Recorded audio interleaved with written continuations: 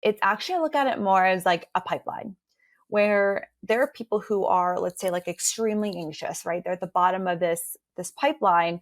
And then there's like a threshold that you cross where you're falling into this secure like realm. Welcome back to the Unshakable Habits podcast. I am, of course, your host, Stephen Box, and today I'm joined by Christina Abood. Thank you for joining me today, Christina. Yeah, thanks for having me. I'm excited to be here.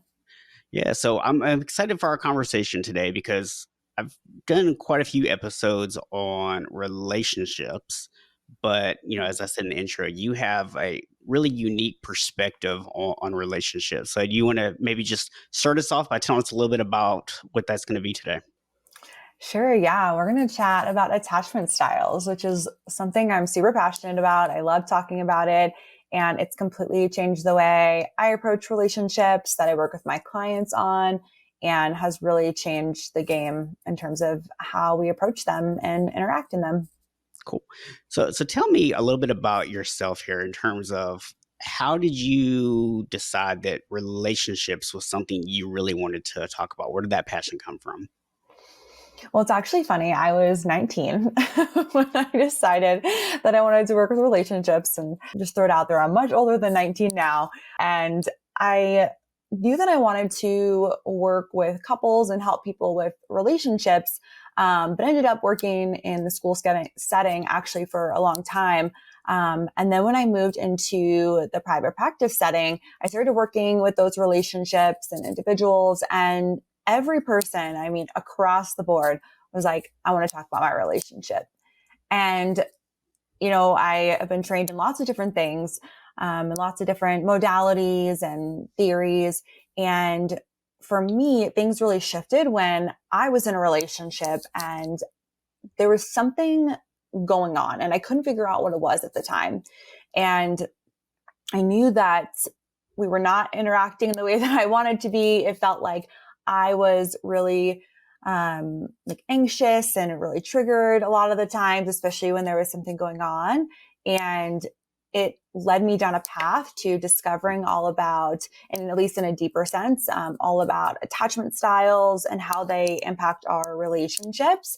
And it truly changed how I show up in relationships. And I started working with my clients on it. And it's just an amazing lens to look through and can really help us to honestly change our lives and all of our relationships. And relationships are the most important thing in life. We're not like laying on our deathbed being like, oh, I'm so happy that I, spent all that time at work. Like, no one's saying that, right? We're there because we want connection, and it makes us feel good.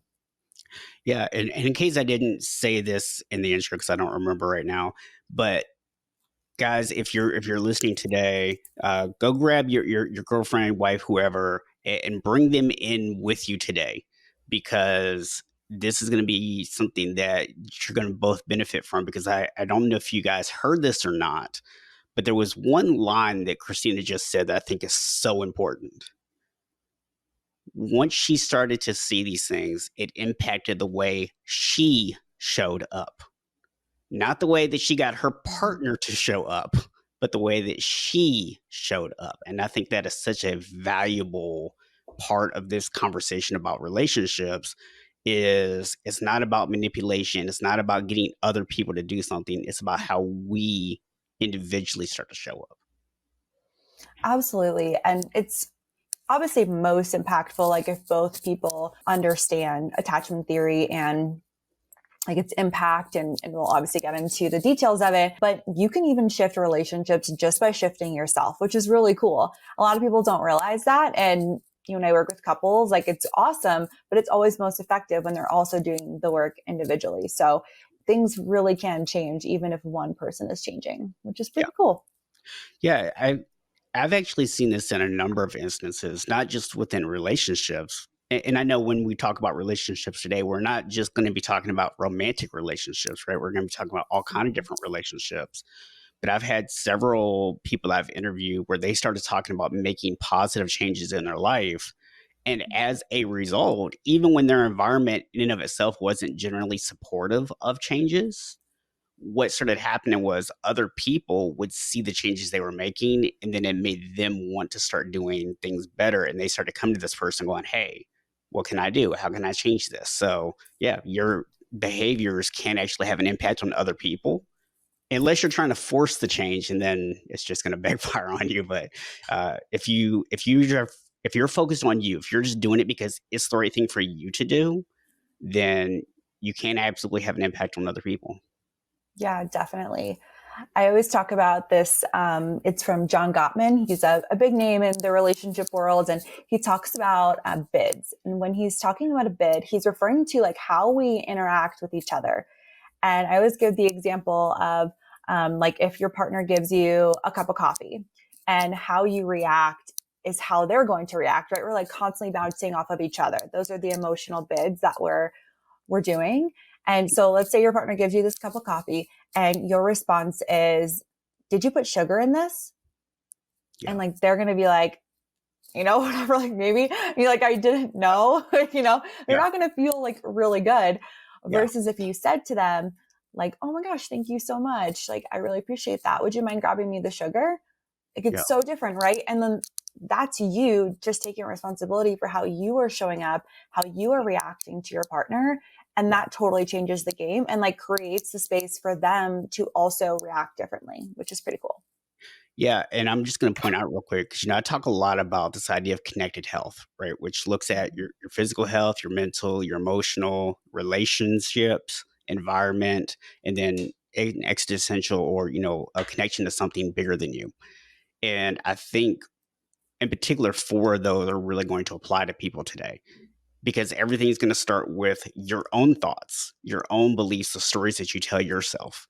And then based on those things, you're going to have emotional reactions to your own thoughts and beliefs. And that's really what Christina just kind of pointed out to you, was by simply changing the wording that comes out of your mouth, which actually starts with the thought in your head, it can create this completely different dynamic in a conversation, which is why we call it connected health, right? Because your thoughts and your emotional reactions to things also has an impact on those relationships and an impact on your environment. It absolutely does. Yes. And I really believe that the quality of our relationships determines the quality of our life. And so Absolutely. I think it's like number one, like important thing to be making a priority. All right, so let's start high level with this. So just tell us real quick, what are the 4 attachment types? So there are 4, but you can look at them in 2 categories: secure, which just has secure attachment, and then insecure attachment, which is avoidant, anxious, and disorganized. And those all, like I said, fall under the insecure. And attachment theory has been around for probably like 70 years now. It was first started by John Bowlby, and he started doing all of this research. There's been many people who have done a lot of research since then. And it's the way that we connect to others, how we emotionally connect with them. And it really goes back to how we learned to connect from our caregivers at a very early age, like around 1 or 2. And that lays the foundation for how we are now showing up in our life, which is pretty crazy to think about that it lasted that long, right? Yeah. But it's true. It's how we learn, because we're babies. Like, we don't know yet. And so now it's the emotional bond that we are creating with someone, and it's how we contact, how we connect with them. And the really important thing to know is that it's also how we connect and communicate with ourselves and our bodies. Yeah. I love that, because I think that there's so much of what you just said that people miss with just creating habits in general. We learn so many things before we are consciously learning, right? Just things that we pick up as very, very small children. And what ends up happening over time is we kind of put a diffuser on information that comes in, and everything either matches what we already believe or it doesn't. And unless something happens to shift our perspective and helps us change our beliefs, we will continue to go on analyzing everything through this right or wrong filter, based on something that we picked up before we consciously could process that information. Yeah, absolutely. Yeah. And our brain is actually from even before we're born to the age of 7, our brain is actually in a state of super learning. So it's on a completely different brainwave. And so it's just forming. It's taking in all of the information and trying to make meaning of it. And it lays the foundation for who we are. And that's not to say that we can't change it, because we absolutely can, but it's just laying that foundation. And we're just taking everything in. And yeah, a lot of people don't realize that. And they're like, why am I doing this thing today? Why am I acting this way in my relationship? It's because that's how you've learned to act in a relationship. Yeah, and until you become aware of it, which hopefully that's what we're going to give you today, right? We're going to give you that awareness today of, oh, I am doing this thing. Maybe this is why I'm doing it. And once you create that awareness, now there's an opportunity to, like I said, start shifting your perspective, start changing your beliefs. And then once you start changing your beliefs and your thoughts, you can change your emotional reaction to them. And once we change our emotional reaction to things, now we can start to actually change them in our lives. Yeah, absolutely. It's a really cool process when you think about it. Oh, it definitely is. Yeah. And we are unconsciously attracted to people, regardless of whether it's a romantic partner, friend, even coworkers. Like, we unconsciously attract people that fit our relational template that we formed in childhood. And Yes. we find someone who fits. And then usually in romantic relationships, that will eventually trigger us into feeling all that stuff that we don't want to feel, that will make us really frustrated, right? Because it brings up all those unresolved issues that we had with our parents or caregivers when we're younger. Yeah. And that's why it's so important to understand this, so that you can have healthier relationships and ultimately a healthier relationship with yourself. So I'm just throwing this out and asking because I don't know if the answer to this, okay? So maybe you don't either, and that's totally cool if neither one of us do.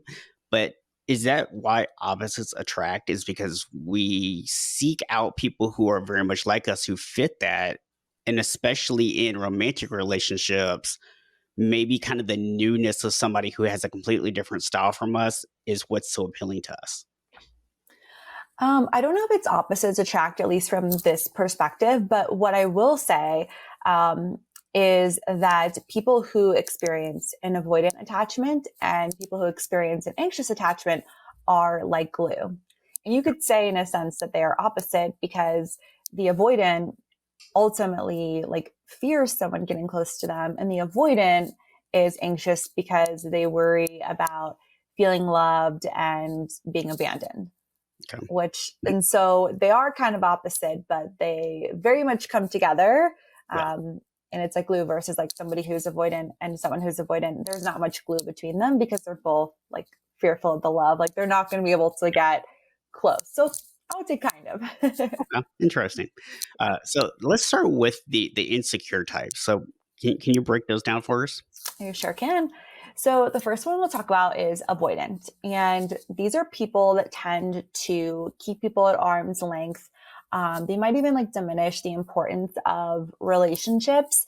And growing up, they probably felt some sense of neglect, whether it be like emotionally, they were left alone a lot. Maybe they were rejected by their caregivers, or their parents just weren't, like around. And it doesn't mean that, and when I talk about insecure attachments, it doesn't mean that like someone had like a messed up childhood or like their parents were abusive. It's actually nothing like that. It's just the way that their parents parented. So for example, like in a home where, emotions are not talked about or they're not acknowledged, that would lead to someone being insecure because they're not comfortable with emotions. So I just wanted to clarify that, that a lot of people do fall into these categories. And it doesn't mean anything like crazy happened or they've been through all this abuse or anything, but it just was maybe neglect emotionally. And these are, And I just, if I can just pause here for 1 second, yeah, just because I think that this is probably a style that I think a lot of men probably have, right?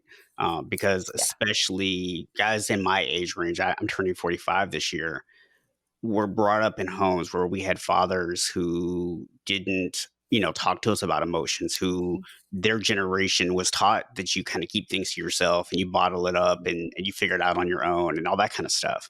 And so I think that parenting style was very common. And so we do see a lot of guys, especially in that like 35 to like 50, 60-ish range, that kind of have that style. And I know this style pretty well, that sometimes when you tell them that they have an insecure anything, they're like, I'm not insecure. What are you talking about? So I just want to point out to those guys, if you're listening, before we lose you here, that when we say that you have this insecure style, it doesn't mean that you're an insecure person. It just means that there's insecurity in terms of the way that you're expressing emotions. And those are two different things. So I just wanted to just throw that out there real quick, because I know that sometimes people hear some of these things, are like, this is garbage, I'm out. Yeah. Yeah, totally. I agree. And it's really these people as adults that they tend to push away relationships. And it doesn't mean that they don't get into relationships. It's very common that they do, but they push away when someone's getting too close, which means that it makes intimacy a lot more difficult and to get to that like deeper level of connection. And sometimes it looks like people who, don't want commitment. And really at their core, they feel like it's not safe to trust others and safe to get close to them. And that's really what it's about, because they're not used to it, right? This is how they've learned to connect. And sometimes they tend to self-sabotage relationships. And they sometimes feel really disconnected from others. And getting closer, like I said, and having that deep connection just can be really hard. And that's why, you see, and like you said, with men, it is more common, I would say, for them to fall into this avoidant category. But I also see this with women. But I think this is a common thing that women talk about, is like, it's hard to get close. Like, it's hard to get that deeper intimacy with him. That's like a very common thing that women feel and think in a relationship with someone who's avoidant. Yeah. So if someone has this style, are they usually aware? So like when you talk about things like not wanting to let people in, having kind of a fear of people getting close, or even self-sabotaging, are these things they're aware of, or are these all subconscious things? I would say most of it is subconscious, unless you've now listened to this episode, you can be aware of it and you learned about it, because now you can know. Like if someone is saying to you, it's hard to get close to you, that could be a sign, right? If you've heard that a few times, or maybe if you tend to like push things down, or you like minimize things with your partner and what they're saying, things like that. Those might be indicators of you falling into one of those categories. Okay, cool. So what's the next style? So the next one is anxious. And anxious, or people who experience anxious attachment, they experience a lot of anxiety around their needs being met, or feeling secure, being loved or lovable in relationships. And as kids, these people, they probably experienced like love, but it wasn't consistent. There was just a lot of inconsistency in the way that their parents were showing up and in that connection. And it's almost like they feel like at any moment the rug could be pulled from under them. The love was unpredictable. Maybe they didn't know how their parents were going to react to things. Like I said, like it wasn't predictable, they weren't sure what their parents were going to do if they did a certain thing. And as adults, they become hyper aware to like any slight changes that a person or a partner might do. They are always looking for that inkling of feeling abandoned. Like little things can trigger them into feeling that way. And it puts their attachment system into overdrive. These are people who are very sensitive to rejection, often people pleasers. They might really struggle with codependency, which is very common. And even like losing themselves in a relationship, or even like conforming to who their partner is, or like to please them. And almost like that chameleon of like whatever relationship they're in. And they tend to be more sensitive or even hypersensitive, and they struggle with boundaries. And when other people set boundaries with them, they take it very personally. And a good example of somebody who is like this would be like if they're always worried that their partner is going to leave them, or one thing that I see and actually experienced myself. So when I was in previous relationships, I did fall into that anxious category. Mm-hmm. And it would be, this anxiousness around like if they were going to text me, or like getting like a good morning text or something like that, right? And your system is like starts to freak out. It's so unconscious, but that's what's creating all that overthinking, all of that stress around relationships, because we're like, oh my God, are they going to abandon us? Are they going to leave us? Yeah. So when someone hears anxious, I think there's a natural tendency to think about if they're a natural worrier, if there's somebody who is anxious just in general. Is that the same thing, or is that something different? I would say yes, it's similar. I would bet that most people with anxious attachment are doing some type of worrying or having some type of anxiety about situations, because again, like this isn't just about romantic relationships. It could even be at work, right? They're worried about their boss being mad at them and overthinking like something that they did. Okay. But so it's not necessarily like if you're a natural worrier, you don't necessarily have this attachment style, but there's a Right. strong chance that you might. I would say that it doesn't equal anxious attachment, but it's very possible. Okay. Okay. So what, in terms of the relationship itself, what are some of the warning signs that this person might experience or that they might be on the lookout for? So that would be, like I said, overthinking certain things, feeling anxiety in relationships, worrying about if your partner is going to leave you, um, you know, texting a lot, wanting a lot of, like out of the normal range of like wanting external validation from them, things along those lines, right? Just feeling this worry, especially if what happens, because like I said, the anxious and avoidant, they will come together. They're like glue. Mm-hmm. And so because they're literally just triggering each other. That's why they're like glue. So the avoidant is triggered because the anxious wants to get closer. Yeah. And it's triggering that. And then that's what they're used to. It feels safe and comfortable. So they feel safe and comfortable in a relationship. But what happens is that the anxious will trigger the avoidant, and the avoidant runs. And then the anxious is like, no, let me come after you. Yeah. And then it like creates such friction. And these are the relationships that I see very often. They do this pattern where things are really good, and then they're really bad, and then they're really good, and then they're really bad. It's just a constant up and down between the two of them, because they're literally like, I mean, obviously they're getting along, like they're in a relationship, they probably love each other, but they're also triggering each other. And that's what creates that like extreme up and down in the relationship. Okay. So it's really that it's both sides, right? But it's Mm-hmm. that it's the fact that one side is doing something and it's kind of triggering the other side. So you have Mm-hmm. the person who's anxious, they're always finding that way, like, let me get closer, let me get closer, let me get closer. But if I'm the avoidant, then I'm like, I don't want to get close because then bad Yeah. things happen when I let people get too close. And so Yeah. now they start pushing away, but their pushing away creates that inconsistency Mm-hmm. that the other person grew up with. And now that just makes them more anxious because they're like, oh no, they're pushing away. They're about to leave. Terrible things are going on. I now have to squeeze even harder to keep them around. Exactly. Yes, that's exactly the cycle that happens.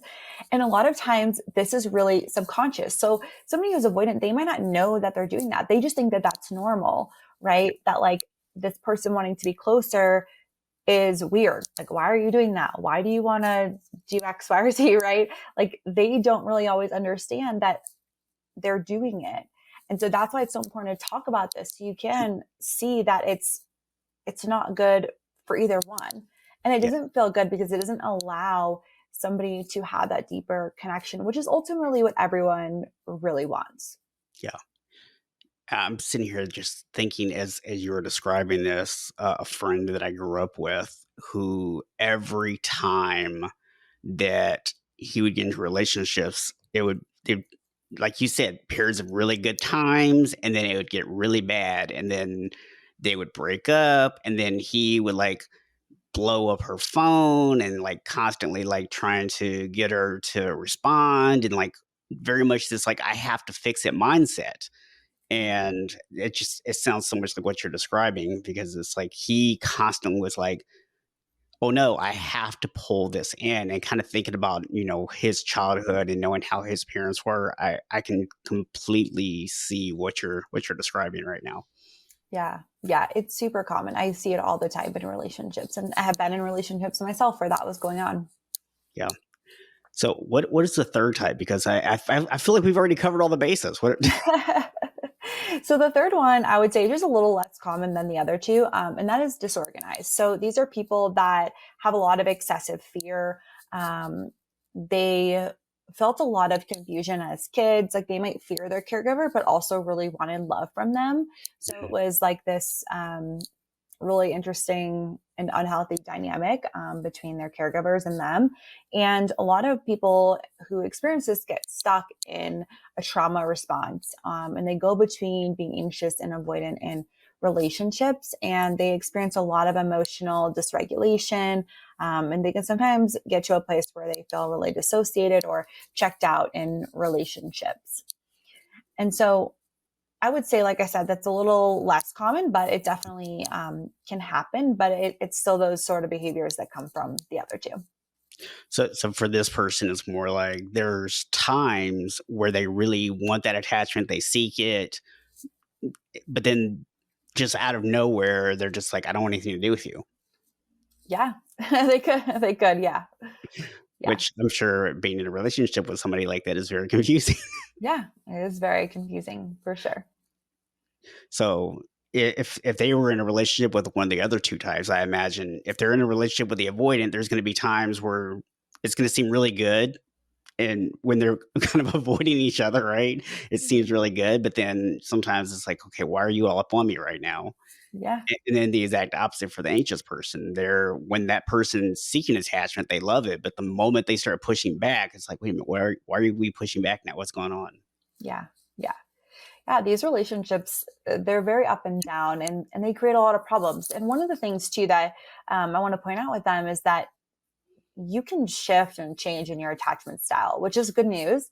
But one of the things we see is that sometimes people who are secure, that once they have a really stressful situation together as a couple, so let's say like having a baby, getting married, it can actually trigger them back into the spaces of feeling either anxious or avoidant or disorganized. But the good news, though, with all of this is that we all have secure attachment. That is who you truly are. It's not like a personality type, which I think a lot of people think that it is. They're like, Yeah. oh, this is just who I am. But that's Yeah. actually not true. It's not. Yeah. You are wired to have a secure attachment. You might have learned how to connect with people in a certain way when you were younger, but that can change. It's not who you truly are. Like you actually have secure attachment within you. Yeah, there's a difference between personality, which is more just like a natural ingrained, like who you are as a person, and your behaviors, right? Because sometimes behaviors don't necessarily match what people perceive as your personality. And so what you're talking about here is really these attachment styles are more like behaviors Mhm. versus like your actual personality, which is, Exactly. they're learned behaviors, which good news is anything that you learn, you can unlearn. Yep, exactly. Yep. They're just a reaction to, well, these would be a reaction to your attachment and how you learned it. Yeah. But you can learn anything, just like you can come back to the truth of who you are, which is to be secure and uh, feeling healthy within yourself and having a good relationship with yourself and the people in your life. So that's who you truly are. Like you said, they're just behaviors. They're just things that have been learned. And I personally think that, especially in the worlds of personal development, it's really just about like you unlearning things. You don't have to like learn anything new. You're just unlearning all the crap that's been piled on you for years. And that's pretty much what this is, just unlearning all of the ways that you've been told you are supposed to connect with somebody. Yeah. So let's talk about the secure attachment. So what does that look like? Yeah. So a secure attachment is really the ideal situation. And I want to point this out because it's really, really, really important to say this, that when we're talking about attachment styles, a lot of people think it's black or white. Yeah. It is not black or white. It Yeah. is just not like that at all. It's actually, I look at it more as like a pipeline where there are people who are, let's say, like extremely anxious, right? They're at the bottom of this pipeline. And then there's like a threshold that you cross where you're falling into this secure like realm. Okay. Right. And it's not necessarily even percentages, because I know people are going to want to put that in my pipeline, but you really can't, because nobody's perfect. Nobody's going to be 100% secure. You just fall into that realm. And so you can be anywhere on this spectrum of feeling anxious, avoidant, or disorganized. Like you can fall anywhere, because there's people who are anxious, which is kind of where I was, which was like close to secure, but then you get with an avoidant partner, or I did, and then I was falling back sort of, into this pipeline of like feeling way more anxious than I normally was. And so it just depends on your partner. The same thing happens where you have like a secure partner who gets with someone who's maybe avoidant, and then the avoidance can then be pulled into the secure place. So it depends on your partners, and it depends on where you're falling in this sort of pipeline. Yeah. So secure attachment, it's the ideal situation. And the reason for that is just because it allows you to have healthier relationships with others and yourself. And if you have a secure attachment, which there's plenty of people out there who do, these people usually grew up with plenty of love, support, consistency. That's a huge thing from their caregivers.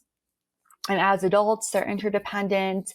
They know how to connect with others in healthy ways. They're okay with connection. They enjoy it, but they're also really okay on their own. So either one feels good to them, whatever, place they are in their life. And they have a growth mindset. They're flexible. They have flexible thinking. And they're open to a range of possibilities, right? They're not in the black and white thinking, which a lot of people who fall into the insecure category have, like all or nothing thinking. They know how to resolve conflicts without a lot of drama. And that doesn't mean that they're perfect. Like, not everyone has like the exact language, right? But they can manage through without it becoming this like huge up and down, like I was describing. Yeah. And they're comfortable with a range of emotions. And again, not every emotion, but for the most part, like they're there. They can hold space for their emotions, and they can also hold space for others' emotions. Yeah. That's what being secure looks like. It's really having this relationship with yourself and your emotions. It's like a baseline, like pretty good. Yeah. Yeah. I like this analogy. And anyone who has followed me for a while knows I love spectrums. So Me too. I'm very big on spectrums.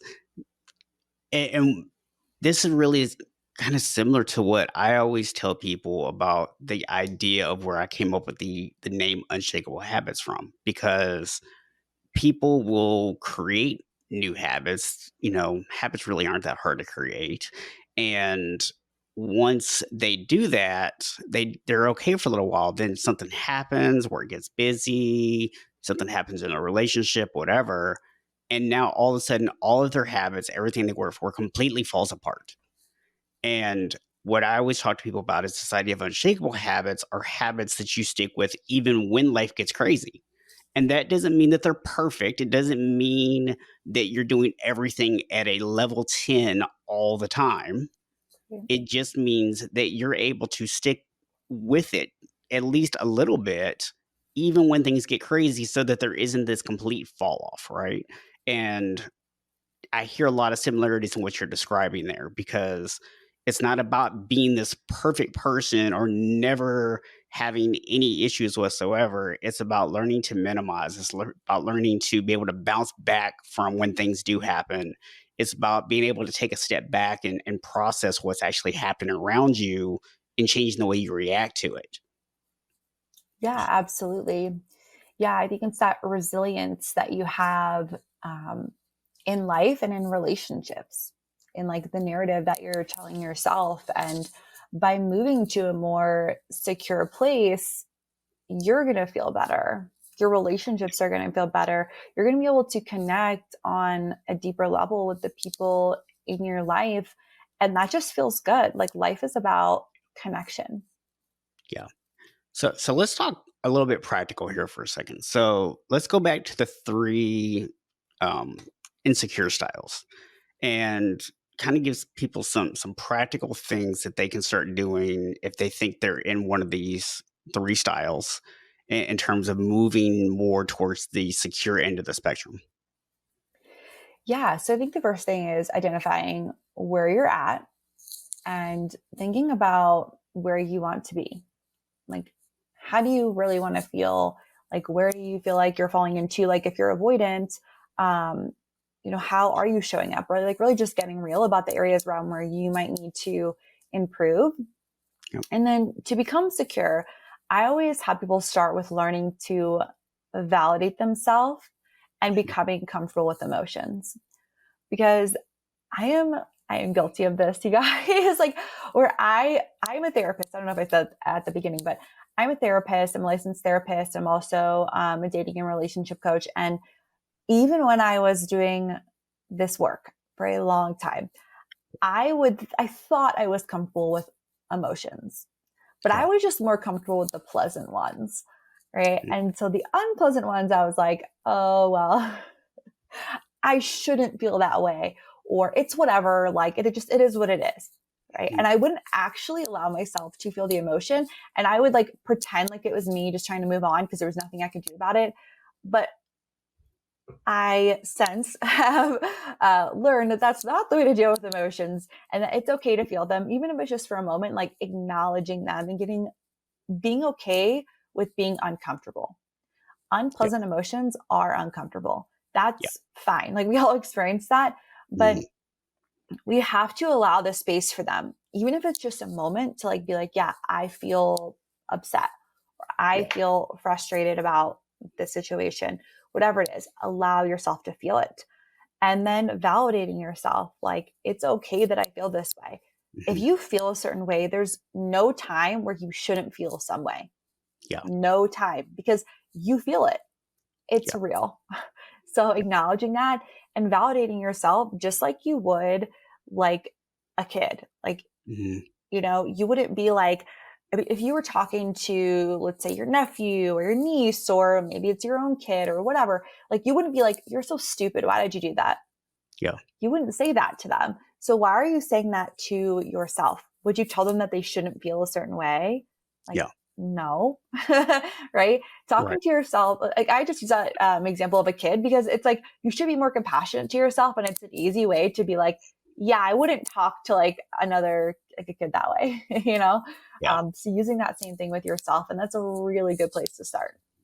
Yeah, there's a couple things there I want to unpack. So, number one, I just want to say that indifference is an emotion. Hmm. A lot of people don't recognize that. They think, well, I don't really have emotions because they're just indifferent to everything. It's like, well, no, indifference is an emotion. You can figure out why you are so indifferent to everything.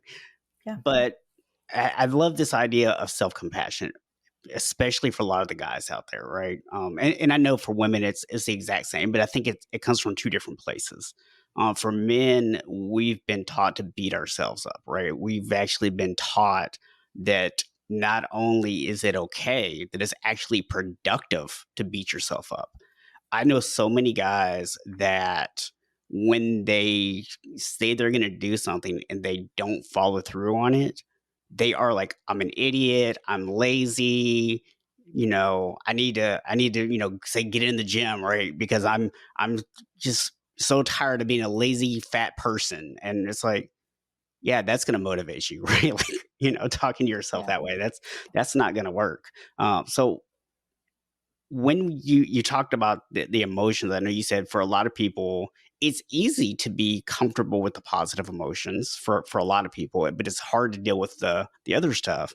But what about the other side of that? What about the people who they can deal with the negative emotions just fine, but they really struggle to deal with feeling happy or excited or things like that? They struggle with those emotions. Yeah, it's the same thing. You got to get comfortable with it and knowing that it's going to be uncomfortable. Like, that's the thing is like, we don't like it. It's uncomfortable to us. So we're like, we're not going to do it. Yeah. But you have to be okay and experience the discomfort. I've sat there in it. I know what it feels like. It's not comfy. You're like, oh, when is this going to end? But the cool thing is that emotions only last in the body for up to 90 seconds. Okay. Which is pretty cool to think about because that's just a minute and a half. But the reason why it stays around is because of the thoughts that we have. Okay. So if you are having thoughts around, let's say you're feeling like really hurt, it's because there are thoughts going on that are perpetuating this feeling, which is fine. Like, allow yourself to have them, but like noticing, what are you actually saying to yourself? Are you saying that you're an idiot and you're stupid and you shouldn't feel this way and this is dumb? Like, it doesn't matter anyway. Like, all of that is just feeding that negative talk cycle. And like you said, like, it's not going to motivate you. It's a false sense of motivation. It's like how your brain has learned to motivate you. Maybe you do go to the gym, but like, is that really helpful? Like, it's not, because it doesn't matter. Like, even if you go to the gym and now you've lost 50 pounds, like you look super good, whatever, like, you still don't like yourself. Yeah. You're still not talking to yourself in a nice way. So at the end of the day, it doesn't matter.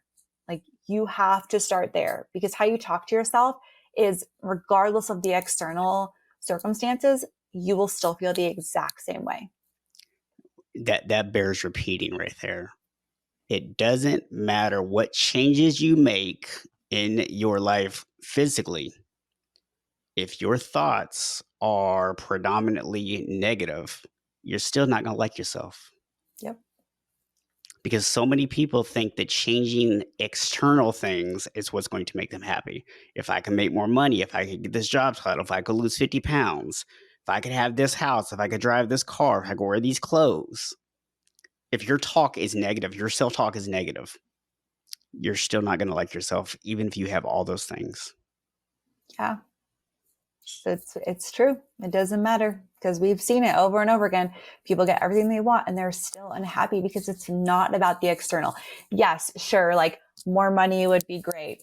Having abs would be great. Cool. Like, go get those things, but it will not change the emotion that you feel inside. You might have more cool gadgets, but you're not going to feel happier. Yeah, this is something I get pushback from guys sometimes when they first start working with me on this, but once I get them to buy in, they totally see the difference on it, where I actually start with this idea of, okay, we're not going to worry about the scale or any of that stuff, right? We're going to focus on your mindset first, and let's help start getting you to change your perspective. Let's get you to start creating a vision, doing the behaviors of the person that you want to become. And once you start to become happy with the person you are outside of your goal, then you can decide, do I still want to pursue that goal or not? And if you do, you're at least now pursuing it from a place of love versus a place of self-hatred, if I could talk today. Yeah, absolutely. That's exactly what it is. Like, it's even with these attachment styles. Like, if you want to start changing, it has to be from a place of like, I love myself enough and I love the people in my life enough to start to move towards a more secure place so that I can have deeper, more meaningful relationships, so that I can feel better in my body and in my mind. Like, it has to be from that place. It can't be from like, oh, I'm so shitty. Like, I'm so anxious or avoidant. And like, it's not who you are. Yeah. Like, that's why I don't think I said it in anything I've said before, but it's why I use the language of someone who experiences this, like, not an anxious person or an avoidant person. Like, I try not to say that. So I don't think I did, but if I did, know that it's intentional why I say that, because it's not who you are. Like, you being like, I'm an anxious person is the opposite of where we want to go.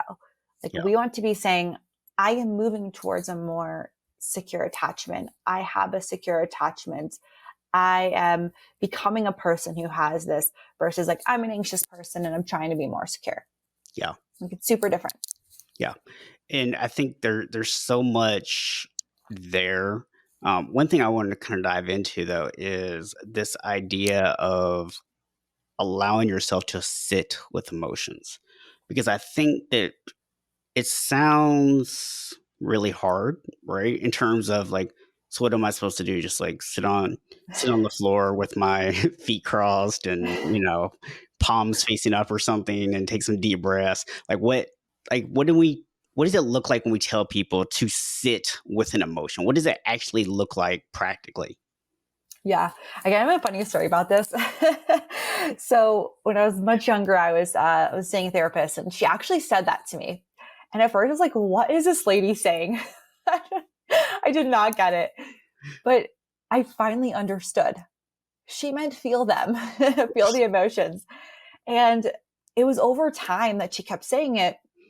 And so one of the things, like when people hear that, they're like, okay, so should I just be sad all the time? Should I just be like angry 24/7? And that's not what we're talking about. Yeah. It's actually giving yourself permission to feel the emotion. And sometimes it can be like, especially if an emotion is really intrusive, like if it's really coming up, I tell people, like, allow yourself to feel it. Just Yeah. sit there, set a timer, 5 minutes, have yourself a little pity party. That's what I call it. Just have a pity party. Be upset about it. Don't Yeah. go into all the negative self-talk, but like allow yourself to just feel it, let whatever thoughts need to come. And then when 5 minutes is up, it's like, okay, I'm letting this pass. I'm not Yeah. stuffing it down, just letting it pass through. It happened, and then you can move into a more problem solving space or whatever you need to do. Or you can write about it. Mhm. A lot of people don't like writing, but I really encourage people to do it. Where they just write out all their thoughts and their feelings. That's you allowing it out, right? Yeah. Maybe you need to like do that and then go do a workout, like go hit the gym and like lift really hard or whatever. Like let the emotion out, but also just give it the space it needs. Like be okay with just feeling it. All right. So now I've got a tough question for you. Okay. Okay, I'm ready. So let's imagine that someone is listening to this today and they start to realize, you know what, I have this avoidance style, or I have this anxious style, or maybe they're the blend of the two, right? And they want to change it, right? So they're thinking, okay, I would need to allow myself time to recognize my emotions. I need to think about what's going on. I need to process the thoughts and everything that are going on in my head, and then I can consciously start changing my language and all that stuff, right? They're like, I got it, cool.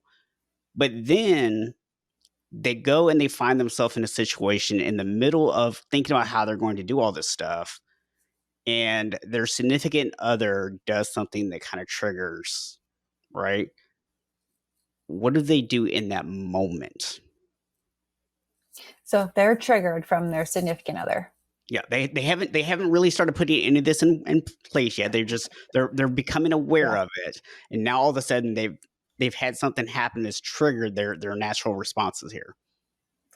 Yeah. This kind of goes into another thing that I have people do, which is learning to self-soothe and take care of yourself and to learn how to regulate.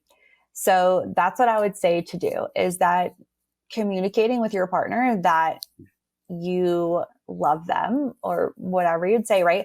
Allowing the reassurance. That's a really, really important part about communication, is that if you're not in a space to talk, that you respond with reassurance, especially if you're in a relationship with someone who is anxious or avoidant or disorganized, like saying that. And then like, I love you. I'm going to go take 30 minutes to calm down, get my head together, and then we can have this conversation, or like whatever amount of time you need.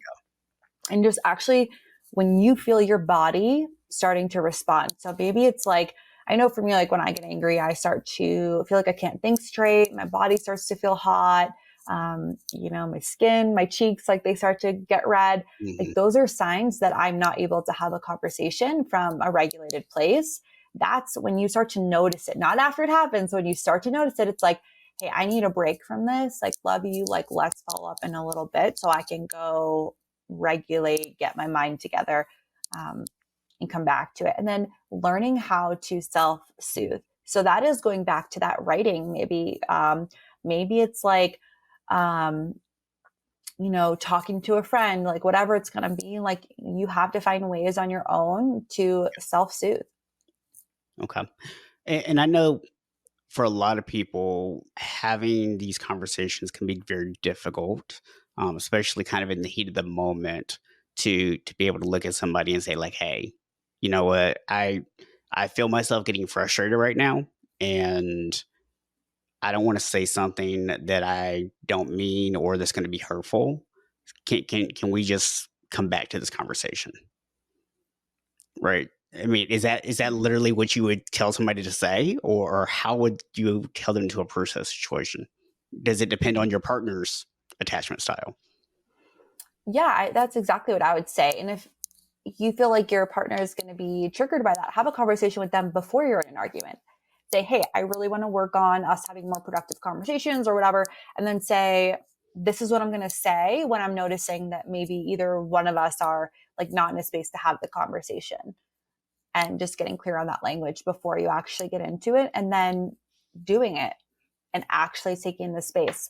And like I said, with someone who is experiencing an anxious attachment, it's really important to provide that that reassurance, because that can trigger them if you're just, because they might interpret that. And maybe if you have in the past, like walked away or shut down in a situation, like they're going to interpret that as an additional trigger. So just letting them know like, hey, like, love you, but I just need some space right now to get regulated. Yeah, yeah, and I think that was one of the things that went through my mind was I'm thinking about that avoidant person who probably normally does just run away from the situation. Yeah. Or if they don't run away, then they attack, right? Because that's the other way we tend to push people away. Um, Right. Right. so, fight or flight is fight or flight for a reason. Yeah. And, so when you're in that situation, if you're talking to somebody who does have, this other style, then yeah, you pushing them away or running away, whichever one is your default mode, could then just trigger them because in their mind, nothing is different. It's still the exact same situation.